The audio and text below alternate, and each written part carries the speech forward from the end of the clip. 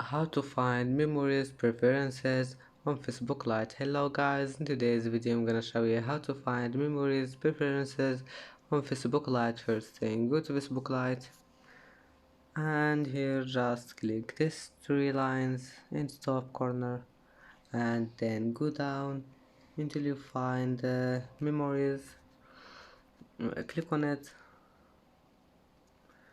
and then just click this settings icon in the top corner and then click preferences, and here you can find it.